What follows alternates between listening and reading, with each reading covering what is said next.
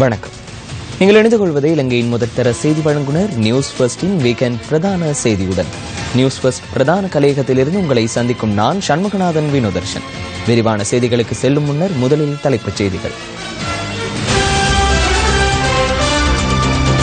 கல்முனை மற்றும் கிண்ணியா பகுதிகளில் கடல் நீர் நிலப்பகுதியை ஆக்கிரமிப்பு.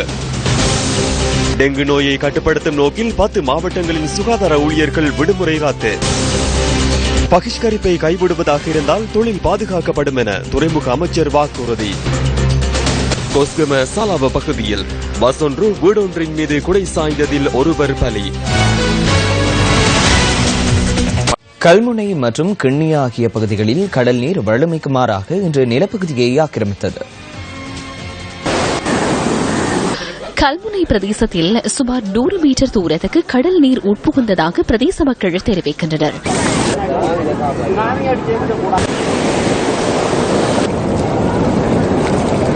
கடல் 11 மணியை போல எங்களுக்கு கடல் சத்தம் கேட்டு கடல் எல்லாம் அடிக்க துவங்கி கிரவுண்டுக்குள்ள தண்ணியெல்லாம் தோணியெல்லாம் ஒதுக்கி கொண்டு கிரவுண்டுக்கு விட்டு நாங்கள் பிள்ளைகளோட கண் முழிச்சு கண்ணை முழிப்பா இருந்த எச்சத்தில் பயந்து எந்த வீடு 12 மணி வரைக்கும் தண்ணி நிரம்பி என்ன கொண்டு வைக்க ஆள் இல்லாம அந்த அடுத்த வீட்டுக்காரர் அந்த டீச்சர் அந்த ஓடிட்டு மரம் என்ன இழுத்துட்டு போனோம். இந்த இடுப்பு பிடிச்ச தண்ணி சாமான் எல்லாம் இந்த தண்ணியிலே அப்படியே அழிஞ்சு கிடக்கு. இரவு 10:10 இருந்து கடல் உழும்பினது. கடலுக்குள்ள அடிச்சு தண்ணி மீனவர்கள் வலையெல்லாம் கடல்ல போயிட்டுது. மக்களும் பெரும் பதட்ட நிலையில என்ன செய்யற நாங்கள் சுனாமி வருமோ எங்கால ஊடுறது என்ற பயத்திலே எல்லாரும் இருக்கிறோம். இவ்வாறு கடல் பெருக்கெடுப்பது சாதாரண விடயம் எனவும் இது தொடர்பில் மக்கள் அச்சமடைய தேவையில்லை எனவும் அம்பாறை மாவட்ட இடர் முகாமைத்துவ நிலையம் தெரிவித்துள்ளது. இந்த பகுதி மீனவர்கள் கடலுக்கு செல்வதை தவிர்த்துள்ளதாக எமது பிராந்திய செய்தியாளர் தெரிவித்தார். இதேவேளை கடல் நீர் உட்புகுந்த பகுதிகள் மற்றும் கடலரிப்பு ஏற்பட்ட பகுதிகளை பாராளுமன்ற உறுப்பினர் கோடீஸ்வரன் சென்று பார்வையிட்டார். கடலரிப்பினால் திருக்கோயில் சித்திரவேலாயுத சுவாமி ஆலயத்துக்கு ஏற்படுகின்ற பாதிப்பை தடுப்பதற்கான நடவடிக்கைகளை எடுப்பதாகவும் அவர் கூறினார். கடந்த 4 தினங்களாக திருக்கோயில் கபலீகரம் செய்தி தொகுப்பினூடாக நியூஸ் ஃபர்ஸ்ட் இந்த ஆலயத்தின் சிறப்பு மற்றும் தற்போது எழுந்துள்ள பிரச்சினை குறித்து சுட்டிக்காட்டியிருந்தது. ஆனா இது எந்த வேகத்துல நடக்கும் என்றதுதான் எங்களுக்கு ஒரு சந்தேகம். என்னன்னு சொன்னா இது ஒரு சின்ன ஒரு அமௌண்ட் சொன்னா உடனே செஞ்சு தந்துருவாங்க. இப்ப நான் அதுக்கப்புறம் செக்ரட்டரி மேரையும் கண்டேன். அப்ப அவர் சொன்னார் அதை நான் ஆனா இது பெரிய ஒரு அமௌண்ட். முன்னேற காரணம் என்னன்னு சொன்னா அந்த துறைமுகத்துல பிள்ளையான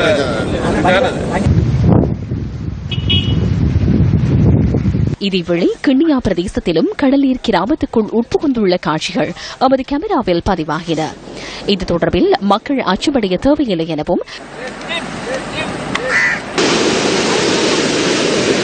மீனவர்களை கடலுக்கு செல்வதை தவிர்த்துக் கொள்ளுமாறும் திருகோணமலை மாவட்ட இடர் முகாமைத்துவ நிலையம் தெரிவித்தது. தோப்பூரின் சில பகுதிகளிலும் கடல் நீர் இன்று மாலை நிலப்பகுதிக்குள் உட்புகுந்துள்ளது. வர்தா சூறாவளி இலங்கையின் வடகிழக்காக திருகோணமலையிலிருந்து 600 கிலோமீட்டருக்கு அப்பால் மையம் கொண்டுள்ளதாக வளிமண்டலவியல் திணைக்களம் தெரிவித்துள்ளது. வர்தா சூறாவளியானது தற்போது இலங்கையின் வடகிழக்காக திருவோணமலையிலிருந்து 600 கிலோமீட்டருக்கு அப்பால் மையம் கொண்டிருக்கின்றது. இதன் காரணத்தினால் இலங்கையின் அரைமாகாண பகுதிகள் மேகமூட்டத்துடன் காணப்படுவதுடன் சில பிரதேசங்களில் மணிநேரத்துக்கு 50 கிலோமீட்டர் வேகத்தில் காற்று வீசும் என்று எதிர்பார்க்கப்படுகின்றது. மேற்கு, வடமேற்கு, சப்ரகமுவ, மத்திய மாகாணங்களின் சில பகுதிகளிலும் யாழ்ப்பாணம் மாவட்டத்தின் சில பகுதிகளிலும் சிதறவான மழை காணப்படும். பிற்பகல் 2 மணிக்கு பின்னர் ஊவா, கிழக்கு, வடமேற்கு மாகாணங்களின் சில பகுதிகளில் மழை அல்லது இடியுடன் கூடிய மழை காணப்படும். கடல் பிராந்தியங்களில் காற்றின் வேகமானது மணிக்கு 30 கிலோமீட்டர் முதல் 40 கிலோமீட்டரிலிருந்து காற்று வீசும். இந்த காற்றின் வேகமானது சில சந்தர்ப்பங்களில் காங்கேசந்துறை முதல் திருகோணமலை, மட்டக்களப்பு ஊடான பொத்துவில் வரையான கடல் பிராந்தியங்களில் மணிக்கு 60 கிலோமீட்டர் வரை அதிகரித்து வீசுவதன் காரணத்தினால் இந்த கடல் பிராந்தியங்கள் சற்று கொந்தளிப்பாகவும் காணப்படும். இலங்கை அரசியலில் மனிதநேயமிக்க தலைவர்களுள் ஒருவராக கருதப்படும் முன்னாள் பிரதமர் காலஞ்சென்ற அமரர் டட்லி சேனாநாயக்கவின் புதிய உருவச்சிலையொன்று இன்று பொருளையில் ஜனாதிபதி மைத்ரிபால சிறிசேனவால் திரை நீக்கம் செய்து வைக்கப்பட்டது. 1936 ஆண்டு முதல் 1973 ஆண்டு வரையான அன்னாரின் அரசியல் பயணத்தில் தெதிகம தொகுதியை பிரதிநிதித்துவப்படுத்தி பாராளுமன்ற உறுப்பினராக தெரிவான டட்லி சேனாநாயக்க 4 தடவைகள் நாட்டின் பிரதமராகவும் மக்கள் சேவையில் தன்னை அர்ப்பணித்துக் கொண்டார். இந்த அசகாய தலைவன் நாட்டின் 4 மில்லியன் மக்களின் இறுதி அஞ்சலிக்கு மத்தியில் தமது இறுதி பயணத்தை மேற்கொண்டிருந்ததாக லண்டனின் சண்டே டெலிகிராப் பத்திரிகை செய்தி வெளியிட்டிருந்தது. 4 மில்லியன் மக்களின் அஞ்சலிக்கு மத்தியில் இறுதி பயணத்தை மேற்கொண்ட இந்த அசகாய தலைவனின் வங்கிக் கணக்கில் இறுதியாக சுமார் 400 ரூபாய் மாத்திரமே பணம் மிகுதியாக இருந்தது. ප්‍රතිමා හදන්න, ගුණ වනන්න, ගුණ ගයන්න, ඒ චරිත අධ්‍යයනය කරන්න லோகே தேசபால உருவச்சிலை அமைக்க புகழ் பாட ஒவ்வொரு கால பகுதியிலும் எத்தனை தலைவர்கள் எங்கெங்கு தோன்றுகின்றார்கள் என்பதை சிறிது பார்க்க வேண்டும். அதிகாரம் மற்றும் பண ஆதிக்கத்துக்காக அரசியல்வாதிகளுக்கு ஏற்படும் மோகம் எமது நாட்டில் மட்டுமன்றி ஏனைய இடங்களிலும் கடந்த 3 தசாப்தங்களாக வெகுவாக அதிகரித்துள்ளது. 50ஆம் 60ஆம் தசாப்தங்களில் தேசிய ரீதியாகவும் சர்வதேச ரீதியிலும் அரசியல்வாதிகள் புத்திசாதுரியம் மிக்கவர்களாக இருந்தனர். அன்னாரின் சிறந்த குணவியல்பு ஆட்சி நிர்வாகம் காரணமாகவே எந்நேரத்திலும் அவரை பற்றி பேசப்படுகிறது. அவரது வங்கிக் கணக்கில் இறுதியாக 400 ரூபாய் அளவிலேயே பணம் மிகுதியாக இருந்தது என நான் அறிந்துள்ளேன். முக்கியமாக அன்னாரின் சிறப்பியல்புகள், அவர் செயலாற்றிய விதம், அர்ப்பணிப்பு, சிரமம் என்பவற்றை புதிய தலைமுறையினர், பாடசாலை மாணவர்கள் உட்பட நாம் அனைவரும் நினைவு கூற வேண்டும். පරිත්‍යාගශීලී භාවය, දුෂ්කරත්වය මේවා පිළිබඳව විශේෂයෙන් ඔවුන් කටයුතු කළේ කෙසේද කියන එක අපි සිහිපත් කරන්නට ඕනේ. இன்று முதல் பொருளை மயான சுற்றுவட்டம் டட்லி சேனாநாயக்க சுற்றுவட்டம் என பெயர் மாற்றப்பட்டுள்ளது. ஹம்பாந்தோட்டை மாகத்புர துறைமுக ஊழியர்கள் 5வது நாளாகவும் பணிப்பகிஷ்கரிப்பில் ஈடுபட்டுள்ளனர். 4 நாட்களாக துறைமுக ஊழியர்களின் கட்டுப்பாட்டில் இருந்த சிங்கப்பூர் நிறுவனத்திற்கு சொந்தமான கப்பல் நேற்று கடற்படையினரால் மீட்கப்பட்டு விடுவிக்கப்பட்டது. சீனாவின் நிறுவனம் ஒன்றிற்கு சொந்தமான இரும்பு மற்றும் எரிவாயு ஏற்றிய கப்பல் கடற்படையினரின் பொறுப்பில் நங்கூரமிடப்பட்டுள்ளது. கப்பலில் உள்ள கொள்கலன்களை இறக்குவதற்கு ஊழியர்களின் மேனால் தொடர்ந்தும் கப்பல் நங்கூரமிடப்பட்டுள்ளதாக துறைமுக தகவல்கள் தெரிவிக்கின்றன. கப்பல் நங்கூர தளம் தற்போது முழுமையாக கடற்படையின் பொறுப்பில் உள்ளதுடன் நிர்வாக கட்டடம் உள்ளிட்ட ஏனைய பிரிவுகளுக்கு போலீஸ் மற்றும் விசேட அதிரடிப்படையினர் பாதுகாப்பு வழங்கி வருகின்றனர். 5வது நாளாகவும் பணிப்பகிஷ்கரிப்பில் ஈடுபட்டுள்ள ஊழியர்களை அமைச்சர் மஹிந்த அமரவீர இன்று சந்தித்தார். சீனாவிற்கு வழங்கப்பட்டுள்ளதா இல்லை என்பது தொடர்பில் நமக்கு தெரியாது. சீனாவுடன் கலந்துரையாடி முதற்கட்ட உடன்படிக்கை கைச்சாத்திடப்பட்டுள்ளது. எனினும் முழுமையான உடன்படிக்கை இன்னும் கைச்சாத்திடப்படவில்லை. எத்தனை மாதங்கள் செல்லும் என தெரியாது.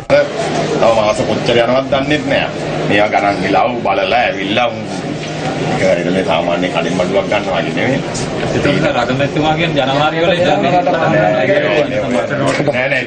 නිලවශයෙන් පටන් ගැනීම කරයි. යන්නෙම මේ පරායධිකාරියට ගන්න කියලා. ඊක පොඩ්ඩක් දැම්මට කමක් නැද්ද මෙතන තුන් දෙකක් අතර. ඉන්නකොට කියන්න මචං. නෑමනේ මම දැන් අපි තාමත් ඉන්නයට කතා කරලා තියෙන දැන් ඒගොල්ලෝ ටිකක් අත්‍යවශ්‍ය කරන දේවල් වලට මට පුළුවන් මේක නවත්තනවා නම් හෙට දවල් இவர்கள் எதிர்ப்பு தெரிவிக்கும் விடயங்கள் தொடர்பில் நாம் சீன நிறுவனத்துடன் கலந்துரையாடியுள்ளோம். இவர்கள் இதனை நிறுத்துவதாக இருந்தால் நாளை மதியம் 12 மணியாகும் போது சீனாவின் நிறுவனத்துடன் கலந்துரையாடி அனைவருக்கும் இதுபோன்ற தொழில் வாய்ப்புகளை பெற்றுக் கொடுக்க முடியும்.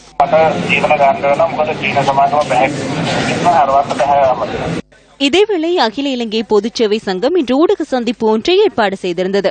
පසුගිය ආණ්ඩුවේ 20 දෙනෙක් ශ්‍රී ලංකා වරාය අධිකාරියට බන්ධව ගත්තා. සේවාස්ත පුහුණු වැඩසටහන මගින් ඊට පස්සේ මේ රජය මගින් මේ පත්තු රජය මගිනොත් ඒකේ தாம் ஆட்சிக்கு வந்தால் 10 லட்சம் 20 දෙනෙක් පමණ පිරිසක් වරාය අධිකාරියට බඳව ගැනීම සිද්ධ කරනවා. මේ ආණ්ඩුව මහා ලොකුවට පම්පෝරි ගහනවා. අපි ආණ්ඩුව පත් වුණාට පස්සේ රැකියා දසලක්ෂයක් දෙනවා. ලොකුවට කතා කරා. ම ඛේදජනක ඉල්ලීමක් ඔවුන් හඬා වැළපෙමින් කියන්නේ වහාම மலிக் ரணில் குழு பொருளாதார முகாமைத்துவம் தொடர்பில் தீர்மானம் எடுக்கின்றது. வேறு எந்த அமைச்சர்களையும் கவனத்தில் கொள்வதில்லை. இவர்கள் தீர்மானம் எடுத்துவிட்டு துறைமுகத்தின் மீது திணிக்கின்றனர். පිරිසක් වරාය හිර පර්යන්තය පෞද්ගලික සමාගමට දෙන්න සියලු කටයුතු සූදානම් කරලා ඉන්නවා. මලික් රනිල් කමිටුව ආර්ථික කළමනාකරන කමිටුවෙන් තමයි මේ ප්‍රහාරය වෙල්ලලා තියෙන්නේ.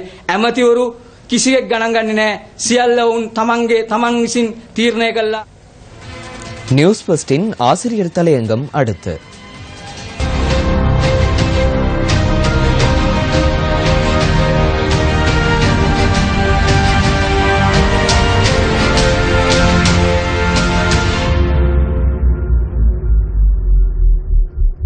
எதிர்பார்ப்பு நோக்கமில்லாத போது மக்கள் வாழ வேண்டும் என்பதற்காக வாழ்கின்றனர். வேறு விதத்தில் கூறினால் மனிதர்களை வாழ்க்கை வழி நடத்துகின்றது. நாட்டில் நடமாடும் போதும் மக்களுடன் உரையாடும் போதும் நோக்கம் இல்லாத, நிலையான எதிர்பார்ப்பு இல்லாத, அன்றாட உணவை பெற்றுக்கொள்ள முயற்சிக்கும் வாழ்க்கை முறையையே காண முடிகின்றது. விவசாயிகள் பயிற்சிகையில் இருந்து விடுபட்டு வருகின்றனர். இல்லாவிடின் மாற்று வழி இன்மையினால் விவசாயத்தில் ஈடுபடுகின்றனர். அலுவலக ஊழியர்கள் தொழிலுக்கு செல்ல வேண்டிய கட்டாயத்தினால் அலுவலகத்திற்கு செல்கின்றனர். வர்த்தகர்கள் எதிர்காலம் தொடர்பான உறுதியான மதிப்பீடு இன்றி தவிக்கின்றனர். வேண்டா வெறுப்புடன் வர்த்தகம் செய்கின்றனர். நாடு முழுவதும் எதிர்பார்ப்பு சிதறடிக்கப்பட்ட நிலை காணப்படுகின்றது. பெருந்தெருக்களை அழகுபடுத்துவதற்காக வைக்கப்பட்டிருந்த பூச்செடிகள் கவனிப்பாரற்று காணப்படுகின்றன. உடைந்த பூச்சாடிகளின் சிதைவுகளை அப்புறப்படுத்துவதற்கு எவரும் முன்வராத அதேவேளை அதற்கான ஏற்பாடுகளையும் காண முடியவில்லை. இத்தகைய நிலையை காணும் போது கவலையும் வெறுப்பும் ஏற்படுமே ஒழிய ஆட்சி தொடர்பில் எதிர்பார்ப்போ மதிப்போ ஏற்படாது. இத்தகைய சிறு விடயத்தை கூட நிறைவேற்ற வேண்டிய தேவை எவருக்கும் இல்லை. பணத்தை செலவிட்டு நடப்பட்ட பூச்செடிகள் இன்று வாடி கிடக்கின்றன. அநேகமான பூச்செடிகள் கருகி போகும் நிலையை எட்டியுள்ளன. உயிருக்கு போராடும் பூச்செடிகளுக்கு ஒரு துளி நீரை தெளிப்பதற்கு கூட நடைமுறையில்லை. உடைந்து தொங்கும் மின் கம்பிகளுக்கும் நாட்டில் பஞ்சமில்லை. சில மின்கம்பங்களில் மின் குமிழ்கள் ஒளிர்வதில்லை. பகுதி அளவில் சரிந்த மின் கம்பங்கள் அபாய நிலையை தோற்றுவித்துள்ளன. இவை முறையாக பராமரிக்கப்படாமைக்கு என்ன காரணம்? மக்கள் மாத்திரமன்றி அனைத்து துறைகள் சார்ந்த செயற்பாட்டாளர்களும் அதிகாரிகளும் ஆட்சி தொடர்பில் நம்பிக்கை இழந்தவர்களாக உள்ளனர். தெளிவான எதிர்பார்ப்போ நோக்கமோ கிடையாது. இந்த நிலைக்கு ஆட்சியாளர்களே வித்திட்டுள்ளனர். இல்லாவிடின் அதற்கான சூழலை ஆட்சியாளர்களே உருவாக்குகின்றனர். திருடர்களுக்கு தண்டனை இல்லை. திருடர்கள் ஊழலில் ஈடுபடுவோருடன் ஒப்பந்தம் செய்கின்றனர். இதனை மக்கள் வெளிப்படையாக காண முடிகின்றது. மக்களின் சொத்து தினமும் சூறையாடப்படுகின்றது. அது தடுக்கப்படவில்லை. திருடர்கள், கொலைகாரர்கள், கடத்தல்காரர்கள், ஊழலில் ஈடுபட்டவர்கள் சிறைச்சாலைகளில் அடைக்கப்படுகின்ற போது அவர்கள் சிறை கூடத்திற்கு பதிலாக வைத்தியசாலைகளில் தண்டனை காலத்தை அனுபவிக்கின்றனர். வைத்தியசாலையில் அனுமதிக்கப்படுகின்ற ஒரு சில சந்தேக நபர்களின் நோய்களாக உயரத்திற்கு அமைவான எடை இல்லாமை, விதைகளில் ஏற்படுகின்ற வலி என்பன காணப்படுகின்றன. இல்லாவிட்டால் உயர் இரத்த அழுத்தம் அல்லது நீரிழிவு. இவர்கள் சிறைச்சாலையில் வைக்கப்படுவதற்கு காரணமான குற்றம் இழைக்கப்பட்ட சந்தர்ப்பத்தில் உயரத்திற்கு அமைவான எடை இருந்ததா? விதைகளில் வலி இருக்கவில்லையா? உயர் இரத்த அழுத்தம் அல்லது நீரிழிவு நோய் இருக்கவில்லையா? எவர் அறியாவிட்டாலும் மக்கள் இதனை நன்கு அறிவர். திருடர்கள், ஊழலில் ஈடுபட்டவர்கள், நாசகார செயலில் ஈடுபட்டவர்கள் என சில மாதங்களுக்கு முன்னர் விமர்சிக்கப்பட்டவர்களுடன் நட்பு பாராட்டுகின்றனர். நண்பர்கள் எவ்வளவு திருடினாலும் தண்டனை அல்லது விசாரணை கிடையாது. 2 கடவுச்சீட்டுகள், 2 பிறப்பத்தாட்சி பத்திரங்கள் இருப்பவர்கள் கூட இன்னமும் மக்களை ஏளனம் செய்கின்றனர். சட்டம் இருந்தால் மட்டுமே போதாது. அது நியாயமான முறையில் நடைமுறைப்படுத்தப்படுவதை மக்கள் காண வேண்டும். மக்கள் அதனை உணர வேண்டும். மக்களிடம் காணப்படுகின்ற சிதறிய எதிர்பார்ப்புகள், நிலையற்ற தன்மை மற்றும் நம்பிக்கையின்மையை உடனடியாக சீர் செய்வதற்கு நடவடிக்கை எடுக்க வேண்டியுள்ளது. இல்லாவிடின் புதிய திட்டம், புதிய முறைமை, புதிய சக்தி மக்கள் மத்தியிலிருந்து விரைவில் உருவாகலாம். லங்கா நியூஸின் செய்தியாசிரியர் சந்துருவான் சேனாதீர என்பவரை நீதிமன்றத்தை அவமதித்த குற்றச்சாட்டில் கைது செய்வதற்கு சர்வதேச பிடியாணை பிறப்பிக்குமாறு கோரி உயர் நீதிமன்றத்தில் இதுவரை 14 மனுக்கள் தாக்கல் செய்யப்பட்டுள்ளன. வரையறை மீறி நபர்களுக்கு அவதூறு ஏற்படும் வகையில் செயற்படும் இந்த நபர் தொடர்பில் நடவடிக்கை எடுக்க வேண்டும் என அமைச்சர் சரத் போன்சேகா இன்று தெரிவித்தார். முறையற்ற விதத்தில் பல்வேறு நபர்களின் நட்பேருக்கு களங்கம் ஏற்படுத்தும் வகையில் தகவல்களை வெளியிடுவது தொடர்பில் லங்கா நியூஸ் இணையதளத்தின் செய்தியாளர் என கூறப்படும் சந்தருவன் சேனாதீர என்பவர் மீது குற்றச்சாட்டுகள் முன்வைக்கப்பட்டுள்ளன. 2011 ஆண்டு ஜனவரி 30 மாலம்பேயில் உள்ள லங்கா நியூஸ் அலுவலகத்தின் மீது மேற்கொள்ளப்பட்ட தாக்குதலை அடுத்து சந்தருவன் சேனாதீர என்பவர் வெளிநாடு சென்றுள்ளதுடன் அங்கிருந்து இந்த இணையதளத்தினை செயற்படுத்துகின்றார். அரசியல்வாதிகள், வியாபாரிகள் உள்ளிட்ட பலரையும் தொடர்பு கொண்டு பணம் கேட்கும் சந்தருவன் சேனாதீர என்பவர் பணம் வழங்காத நபர்களை இலக்கு வைத்து அவர்களுக்கு அவதூறு ஏற்படும் வகையில் செய்திகளை வெளியிடுவதாக அண்மையில் அமைச்சர்கள் சிலரும் சுட்டிக்காட்டியிருந்தனர். அண்மையில் லங்கா நியூஸ் என்னையும் தாக்கியது. என்னிடம் பணம் கேட்டார். துறைமுக அதிகார சபையினால் பணம் வழங்குமாறு கோரினார். அவ்வாறு செய்தால் என்னை போற்றும் வகையில் செயற்படுவதாக கூறப்பட்டது. எனக்கு எதுவும் தெரியாது என நான் கூறினேன். நான் ஒரு விடயத்தை பொறுப்புடன் கூறுகின்றேன். நாட்டில் உள்ள அதிகளவிலான வர்த்தகர்கள் இவருக்கு பணம் வழங்குகின்றனர். இல்லாவிட்டால் சேறு பூசுவார். அரசியல் அரசியல்வாதிகள் பணம் செலுத்துகின்றனர். இல்லாவிட்டால் அவர்களுக்கும் சேறு பூசுவார். ஒரு சதத்திற்கும் பிரயோசனமற்ற வகையில் அந்த ஊடகம் தற்போது செயற்படுகின்றது. லங்கா இ நியூஸ் என்ற இணையதளம் ஒன்று உள்ளது. இந்த நாட்டின் நீதிமன்றம் முழு உலகினதும் நம்பிக்கையை கட்டியெழுப்பியுள்ளது. கடந்த சில மாதங்களாக எமது நீதிபதிகள் மற்றும் நீதிமன்றங்களை விமர்சித்துள்ளதுடன் நீதிமன்றத்துக்கு அவமரியாதை ஏற்படுத்தும் வகையில் 70க்கும் மேற்பட்ட சம்பவங்கள் தொடர்பில் இந்த சமூக இணையதளம் ஊடாக தகவல் வெளியிடப்பட்டுள்ளது. இதனால் நீதிபதிகள் அசௌகரியத்தை எதிர்நோக்கியுள்ளனர். நாளை நீதிமன்றத்தில் வழங்கப்பட உள்ள தீர்ப்பு தொடர்பில் இன்றைய தினம் இந்த இணையதளத்தில் வெளியிடுகின்றனர். நீதிபதி வீடொன்றுக்கு சென்று உணவருந்தியதாகவும் பணம் பெற்றதாகவும் பதிவேற்றுகின்றனர். அவ்வாறென்றால் நீதவான் ஒருவர் எவ்வாறு தீர்ப்பளிப்பது? நாம் கடினமாக கட்டியெழுப்பிய இந்த சுயாதீன நீதிமன்றத்தினை அழிவுக்கு இட்டு செல்வது யார்? லங்கா இ நியூஸ் என்பது என்ன? சந்தர்வான் என்பவர் யார்? இந்த நாட்டில் இருந்து வெளியேற்றப்பட்ட ஒருவர். அவர் ஊடகவியலாளர் அல்ல. இந்த சந்தர்வானுக்கோ லங்கா இ நியூஸில் உள்ள எவரேனும் ஒருவருக்கோ நீங்கள் 100 பவுண்ட் கொடுத்தால் என் மீது சேறு பூச முடியும். அவர் லண்டனில் உள்ளார் என்பதற்காக இவ்வாறு செயற்படுவதற்கு இடமளிக்க முடியாது. நீதிமன்றத்துக்கு அவதூறு ஏற்படுத்தியமை தொடர்பில் நாம் நடவடிக்கை எடுப்போம். சர்வதேச பிடியாணை ஒன்றின் ஊடாக அவரை நாட்டுக்கு வரவழைத்து வழக்கு தாக்கல் செய்வோம். நிதியமைச்சர் பாராளுமன்றத்தில் இதனை கூறி சில தினங்களில், அதாவது கடந்த நவம்பர் மாதம் 25ஆம் தேதி சந்தருவன் சேனாதிர என்பவரை கைது செய்வதற்கு சர்வதேச பிடியாணை பிறப்பிக்குமாறு கம்பஹா நீதவான் கவிந்தியா நாணயக்கார உத்தரவிட்டார். ஊடகவியலாளர் உபாலி தென்னக்கோடு மீது தாக்குதல் மேற்கொண்டதாக கூறப்படும் சம்பவத்தின் சந்தேக நபரின் புகைப்படத்தினை வெளியிட்டு சந்தருவன் சேனாதிர என்பவர் நீதிமன்றத்தினை அவமதிப்பதாக குற்றம் சுமத்தப்பட்டது. இதேவேளை கடந்த வெள்ளிக்கிழமை இந்த மனு மீண்டும் விசாரணைக்கு எடுத்துக் கொள்ளப்பட்ட போது சந்தருவன் சேனாதிர என்பவருக்கு எதிராக சர்வதேச பிடியாணை பிறப்பிக்க முடியாதென குற்ற புலனாய்வு திணைக்களம் நீதிமன்றத்தில் தெரிவித்தது. லங்கா இ நியூஸ் செய்தியாசிரியருக்கு எதிராக நீதிமன்றத்தில் குற்றப்பத்திரம் தாக்கல் செய்யப்படாமையினால் அவரை கைது செய்ய முடியாது என சர்வதேச போலீசார் அறிவித்துள்ளதாக குற்ற புலனாய்வு திணைக்களம் தெரிவித்துள்ளது. இதேவேளை நீதிமன்றத்தை அவமதித்த சம்பவங்கள் தொடர்பில் சந்தருவன் சேனாதிரவுக்கு எதிராக இதுவரை உயர் நீதிமன்றத்தில் 14 மனுக்கள் தாக்கல் செய்யப்பட்டுள்ளன. மனுக்களை ஏற்றுக்கொண்டுள்ள உயர் நீதிமன்றம் ஜனவரி 10 மற்றும் 16, 19ஆம் தேதிகளில் இவற்றை பரிசீலனை செய்யவுள்ளதாக அறிவித்துள்ளது. இந்த விடயங்கள் தொடர்பில் உயர் நீதிமன்றம் அதிகபட்ச நடவடிக்கைகள் எடுத்து அவருக்கு எதிராக சர்வதேச பிடியாணை பிறப்பித்து அவரை நாட்டுக்கு அழைத்து வர வேண்டும். அவ்வாறு அழைத்து வந்து தண்டனை வழங்க வேண்டும் என்பது நாட்டின் நீதிமன்றத்தை மதிக்கும் அனைத்து சட்டத்தரணிகளதும் நிலைப்பாடாகும். லங்கா இ நியூஸ் இணையதளம் மற்றும் சந்தருவன் சேனாதிர என்பவரின் பின்புலத்தில் இருப்பது யார்? நாம் அவரை வழிநடத்துவதில்லை. நமக்கு எதிரானவர்கள் எதிர்க்கட்சியிலே அல்லவா? அரசாங்கத்தின் மகிழ்ச்சியினாலேயே இது நடைபெறுகின்றது என்பதை நான் கூற விரும்புகின்றேன். கடந்த டிசம்பர் 1ஆம் தேதி மதியம் 12:45க்கு லங்கா இ நியூஸ் வெளியிட்ட கடிதம் ஒன்றின்படி வெளிவிகார அமைச்சின் இணைப்புச் செயலாளர் துசித்த ஹல்லொலுவ என்பவர் இதன் ஒரு நெருங்கிய நபர் ஆவார். இவர் சிறிது காலம் ஸ்ரீலங்கா டெலிகாம் பணிப்பாளர் சபையில் செயற்பட்டுள்ளதுடன் தற்போது அவர் வெளிவிகார அமைச்சின் நெருங்கிய ஒருவராக செயற்படுகின்றார். மக்களால் நிராகரிக்கப்பட்ட இந்த இணையதளத்தில் விளம்பரம் வழங்குவது யார்? நான் அறிந்த வகையில் அதில் விளம்பரம் செய்வதற்கு மாதம் ஒன்றுக்கு 5 லட்சத்துக்கும் 7 லட்சத்துக்கும் இடைப்பட்ட தொகை செலுத்தப்படுகின்றது. விளம்பரம் வழங்குவோரை பாதுகாக்கும் வகையில் அவர்கள் செயற்படுகின்றனர். மக்களின் பணத்தை இந்த கப்பம் பெறும் இணையதளத்திற்கு விளம்பரமாக வழங்குவது யார்? அது யார் என்பது தொடர்பில் விசாரணை செய்யுமாறு நாம் ஜனாதிபதியிடம் கோரிக்கை விடுக்கின்றோம். அவர் தற்போது இங்கிலாந்தில் உள்ளார். பவுன்களை அடிப்படையாக வைத்து செயற்படுகின்றனர். ஊடக சுதந்திரம் இருக்க வேண்டும். எனினும் ஊடகவியலாளர்கள் அந்த சுதந்திரத்தை முறையாக பயன்படுத்த வேண்டும். அதன் மூலம் நட்பெயருக்கு களங்கம் விளைவிக்கும் வகையில் பணம் திரட்டும் நோக்கில் செயற்பட்டால் அது தவறானது. அதனை நாம் வன்மையாக கண்டிக்கின்றோம். இந்த வரையறைகளை தாண்டி சென்று ஊடகவியலாளர்களுக்கு எதிராக நடவடிக்கை எடுக்க வேண்டும்.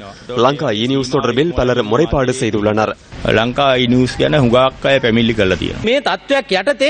இதனை வழிநடத்துவது யார் என்பது எங்களுக்கு தெரியும். பணம் திரட்டுவது யார் என்றும் தெரியும். சமூக இணையதளங்கள் மிக மோசமான விதத்தில் இவ்வாறு செயற்படுவது தொடர்பில் சட்டத்தை நடைமுறைப்படுத்த வேண்டி ஏற்படும். இந்த நாட்டின் தேசிய பாதுகாப்புக்கு பாதிப்பு ஏற்படும் எந்த ஒரு செயற்பாட்டிற்கும் நாம் இடமளிக்க மாட்டோம் என்பதை கூற விரும்புகின்றோம். இந்து பத்திரிகையின் முன்னாள் இலங்கை செய்தியாளர் மூத்த ஊடகவியலாளர் RK ராதாகிருஷ்ணனுடனான நேர்காணல் அடுத்து தமிழகத்தில் முதல்வராக இருந்த ஜெயலலிதா ஜெயராமின் மறைவு தற்போது பெரும் தாக்கத்தை ஏற்படுத்தி இருக்கின்றது. அவர்களுடைய மறைவு எவ்வாறானதொரு இடைவெளியை ஏற்படுத்தி இருக்கின்றது? ஒரு அரசியல் வாரிசாக இல்லைனா ஒரு தன்னுடைய அடுத்த நபராக யாரையுமே அவர் அடையாளம் காட்டவில்லை என்ற ஒரு காரணம்தான் நீங்க குறிப்பாக பார்த்தீர்கள் என்றால் அவர்கள் எப்பெல்லாம் முதலமைச்சராக இருக்க முடியாத சூழல் இருந்ததோ அப்பெல்லாம் வந்து ஓ பன்னீர்செல்வத்தை தான் அவர் வந்து முதலமைச்சராக நியமித்துள்ளார். அந்த ஒரு அடிப்படையில் மட்டும்தான் முதலமைச்சராக இப்போவும் ஓ பன்னீர்செல்வத்தை தேர்ந்தெடுத்துள்ளார்கள். இன்னும் போக போகத்தான் தெரியும் இவர் நீடிப்பாரா இல்ல வேற ஏதாச்சும் கட்சியில் இருக்க வேற யாராச்சும் வருவாங்களா இல்ல சசிகலா இனி முதல்வராக வருவாங்களா என்று. அதாவது அதிமுக இருக்கும் அத்தனை அரசியல் தலைவர்களும் கூறுவதற்கு இணங்க அவர் ஒருவேளை கட்சியினுடைய பொறுப்பை ஏற்றுக்கொள்வார் என்று நான் கருதுகிறேன். அதிமுகவில் சிரேஷ்ட உறுப்பினர்கள் எத்தனையோ பேர் இருக்கின்ற சந்தர்ப்பத்தில் ஏன் சசிகலாவை தலைமை பொறுப்பை ஏற்குமாறு கோரிக்கை விடுக்கப்படுகிறது? ஜெயலலிதாவுக்கு தன்னுடைய உடல்நிலை பாதிப்பு காரணமாக அவர்கள் தன்னுடைய அலுவல்களையும் சரி கட்சி வேலைகளையும் சரி துரிதமாக செய்ய முடியாத ஒரு நிலையில் இருந்தது. அந்த நிலைமையில் சசிகலா தான் கட்சியை நடத்தி கொண்டிருந்தார் என்று நான் கூறுவேன். நீங்கள் இவ்வாறு கூறினாலும் புதிய முதல்வர் பதவியேற்பிலே அவசரமான ஒரு நிலை கடைபிடிக்கப்பட்டது. 11:30 மணிக்கு அவருடைய மறைவு நடக்கிறது. அதன் பிறகு உடனடியாக எம்எல்ஏக்கள் கூட்டம் கூட்டப்படுகிறது. புது தலைவரை தேர்ந்தெடுக்கிறார்கள். ஓ பன்னீர்செல்வத்தை அவசரமாக இடம்பெற்றதாக அறிய முடிகிறது. இல்ல இதுதான் பிரச்சனை. அதாவது நம்மளுடைய புரிதலில் வரும் பிரச்சனை என்று நான் கருதுவேன். ஏனென்றால் ஒரு ப்ராசஸ் இருக்கிறது. இந்தியன் கவர்மெண்ட் எல்லா இடத்திலையும் அதாவது ஒரு கான்ஸ்டிடியூஷனல் அத்தாரிட்டியினுடைய மறைவுக்கு பிறகு என்னென்ன நடக்க வேண்டும் என்ற ஒரு ப்ராசஸ் இருக்குது. அந்த ப்ராசஸை தான் அவர்கள் செய்து கொண்டிருக்கிறார்கள் என்று நான் கருதுவேன். அடுத்ததாக இந்த இவ்வளவு துரிதமாக இவ்வளவு அவசரமாக செய்யாவிட்டால் ஓஹோ செயலற்ற அரசு என்று நாமளே பழி தருவோம். ஆனாலும் கூட ஜெயலலிதா ஜெயராமின் மறைவில் பல்வேறு மர்மங்கள் இருப்பதாக கூறப்படுகின்றது. இது தொடர்பாக உங்களுடைய நிலைப்பாடு என்ன? தகவல் பரிமாறும் அந்த விதம் தான் பிரச்சனையாக இருந்துள்ளது. அதாவது முதல் வந்த பத்திரிகை செய்தியில் வந்து அவர்கள் வந்து காய்ச்சலும் டீஹைட்ரேஷனால அவங்க வந்து ஆஸ்பத்திரியில் அனுமதிக்க கூறினார்கள். அதே மாதிரி எவ்வளவோ தொடர்ந்து வந்திருக்கும் அத்தனை அறிக்கைகளிலும் வந்து எது மாநில அரசாங்கம் என்ன கூறுதோ அதே வந்து அப்போலோ மருத்துவமனையும் வெளியிட்டு வந்திருந்தது. செப்டம்பர் 22 அவங்க கொலாப்ஸ் பண்ணி தான் ஆஸ்பத்திரிக்கு அழைத்து செல்லப்பட்டார்கள். அதுவும் ஒரு ஆம்புலன்ஸில் அழைத்து செல்லப்பட்டார்கள். அவங்களை ஸ்டெபிலைஸ் செய்துவிட்டு MDCCUக்கு மாற்றினார்கள். அப்போ அங்க இருக்கும் அந்த பிரச்சனைகள் அதாவது முதல் பிரஸ் ரிலீஸ்லேயே இதை வந்து வெளிக்கொண்டு வந்திருந்தால் இத்தனை பிரச்சனை இருக்காது என்று நான் கருதுகிறேன். தற்போது முதல்வராக பதவியேற்றிருக்கக்கூடிய ஓ பன்னீர்செல்வத்துக்கு ஜெயலலிதா ஜெயராமுடைய அந்த ஆளுமை இருக்கிறதா? தன்னுடைய தொலைபேசியில் வந்து பிரதமரையோ இல்லைன்னா வெளியுறவுத்துறை அமைச்சரையோ இல்லைன்னா செயலரையோ அழைக்கின்ற அந்த அவங்கள 1-to-1 ரிலேஷன்ஷிப் இருந்தது. ஆனால் இப்போ இருக்கும் ஓ பன்னீர்செல்வத்துக்கு அந்த செல்வாக்கோ ரிலேஷன்ஷிப்போ கிடையாத ஒரு சூழ்நிலையில் நிச்சயமாக தமிழ்நாட்டினுடைய அந்த ஈழ பிரச்சனையாலும் சரி இங்க மீனவர் பிரச்சனையாலும் சரி எந்த பிரச்சனைகளாலும் சரி அவ்வளோ மத்திய அரசு செல்வி ஆகுமா என்று கேட்டால் நிச்சயமாக கிடையாது. தமிழக அரசுக்கும் மத்திய அரசுக்கும் இடையிலான தொடர்புகள் எவ்வாறு பேணப்பட போகின்றன இலங்கை தமிழர்கள் விடயத்தில்? இது ஒரு சேஞ்ச் ஆஃப் ஃபேஸ் மட்டும்தான் ஆக இருக்க முடியும். நிச்சயமாக தமிழகத்திற்குள் இருக்கும் அத்தனை அரசியல் கட்சிகளும் இலங்கை தமிழர்களுக்கும் சரி ஈழத்தமிழர்களுக்கும் சரி அவர்களுடைய எந்த பிரச்சனைகளுக்கும் முன்னெடுத்து நடத்துவார்கள் என்ற ஒரு நம்பிக்கை எனக்கு இருக்கிறது. நல்லிணக்கம் மீதான வடக்கு கிழக்கு மக்களின் விதந்துரைகள் எதிர்பார்ப்புகள் குறித்த பிரகடனம் இன்று யாழ்ப்பாணத்தில் வெளியிடப்பட்டது. இந்த நிகழ்வு யாழ் வீரசிங்கம் மண்டபத்தில் இன்று முற்பகல் நடைபெற்றது. தமிழ் மக்களும் சிங்கள மக்களும் எல்லோரும் இந்தியாவிலே இருந்து தான் வந்தது. புத்த சமயம் இந்து சமயம் எல்லாம் இந்தியாவில் இருந்து தான் வரும். நான் சிங்கள மக்களும் தமிழ் மக்களும் நண்பர்கள். எங்கள் நாட்டில் இருந்து எல்லாம் ராஜா அவங்களோட மனைவி இந்தியாவிலே மதுராபுரம் இருந்து தான் கொண்டாங்க. சிங்கள ராஜா கல்யாணம் கட்டது தமிழ் மனைவி. வடமாகாணத்தில் கௌரவ முதலமைச்சர் விக்னேஸ்வரன் ஐயாவோட மகளே எல்லாம் கல்யாணம் கட்ட இருக்கிறது யார்? கேசவலால் குணசேகர், வாசுதேவ நாணயக்கார அவங்களும் மகளே தான் கல்யாணம் கட்டிருக்கிறது. முதலமைச்சர் அவங்க வீடு உள்ளே சிங்கள மக்களும் தமிழ் மக்களும் நல்லா இருக்கிறது. இந்த வீட்டிலே ஊரில் இல்லால் சண்டை பிடிக்கிறது என்ன நியாயம் இருக்கிறது நமக்கு தெரியாது. நீங்களுக்கு தெரிந்த மாதிரி திருநடேசன் கல்யாணம் கட்டு இருக்கிறது நிருபமா ராஜபக்ச. அவர் யார்? மஹிந்த ராஜபக்சவோட சொந்தரம். மைத்ரிபால சேனாநாயகர் யார் கல்யாணம் கட்டு? தமிழ் மனைவி தான் கல்யாணம் கட்டு. வடமாகாண முதலமைச்சர் CV விக்னேஸ்வரனின் உரையை வடமாகாண விவசாய அமைச்சர் போ ஐங்கரநேசன் வாசித்தார். டான் ஜுவான் தர்மபாலா என்ற அரசனுக்கு முடிசூட்ட மதுரையில் இருந்து 400 வருடங்களுக்கு முன்னர் வந்த தமிழர்கள் பலர் இங்கு குடியேறியதால் இன்று அம்பலாங்கொட பலப்பிட்டிய போன்ற இடங்களில் அவர்கள் சிங்களவர்களாக மாறி நிற்கின்றார்கள். மலைநாட்டில் இருந்து அண்மையில் வத்தளை நீர்கொழும்பு போன்ற இடங்களில் குடியேறியவர்கள் சிங்களவர்களாகவே தங்களை பெயர் மாற்றிக் கொண்டுள்ளார்கள். தென்னாப்பிரிக்காவில் அரசியல் பிணக்கை தீர்த்த பிறகே நல்லிணக்க நடவடிக்கைகளில் இறங்கினார்கள். கொஸ்கம சாலாவ சந்தியில் இன்று பிற்பகல் வேகத்தை கட்டுப்படுத்த முடியாமல் போன பஸ் ஒன்று வீடொன்றில் மோதி விபத்துக்குள்ளாகியுள்ளது.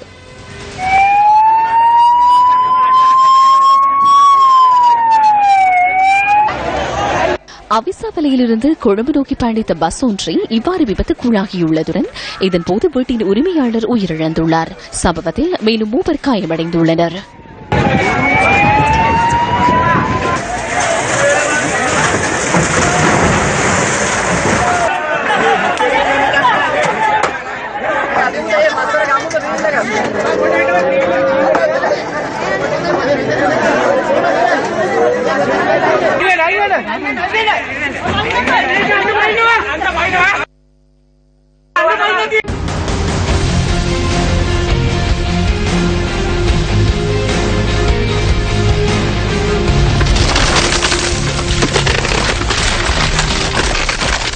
I see 5 things that they must. இந்த அரசாங்கம் 5 விடயங்களை விரைவாக நிறைவேற்ற வேண்டும். தீர்மானம் எடுக்கும் பொழுது குறுகிய லாபங்களை மறந்துவிட வேண்டும். மக்களின் தேவை கருதி சரியான தீர்மானங்களை எடுக்க வேண்டும். ஊழல் மோசடிகளை ஒழிக்க வேண்டும். அத்துடன் அதிகாரத்துக்கு வர முன்னர் மக்களுக்கு வழங்கிய வாக்குறுதிகளை நிறைவேற்ற வேண்டும். தற்போதைய அரசாங்கத்தின் சில செயற்பாடுகள் நல்லாட்சியின் கோட்பாட்டையும் நிர்வாகத்தையும் வீழ்ச்சியடைய செய்வதற்கு ஏதுவாக உள்ளமை புலப்படுகின்றது. இதன் பாதிப்பு 5 பிரதான துறைகளின் முறையற்ற பயணத்துக்கு காரணமாக அமைந்துள்ளது. தவறான தீர்மானங்களை எடுத்தல், ஊழல், முறையற்ற நிர்வாகம், பொறுப்பற்ற தன்மை, மக்களின் ஆணையை மீறுதல். அரசாங்கத்தின் தவறான தீர்மானம் நாட்டின் முறையற்ற பயணத்துக்கு ஏதுவாக அமைவதை எடுத்துக்காட்டும் அண்மைய உதாரணமாக மத்தள சர்வதேச விமான நிலையம் விளங்குகின்றது. 2013 ஆண்டு மார்ச் மாதம் மத்தள விமான நிலையம் உத்தியோகபூர்வமாக திறந்து வைக்கப்பட்டது.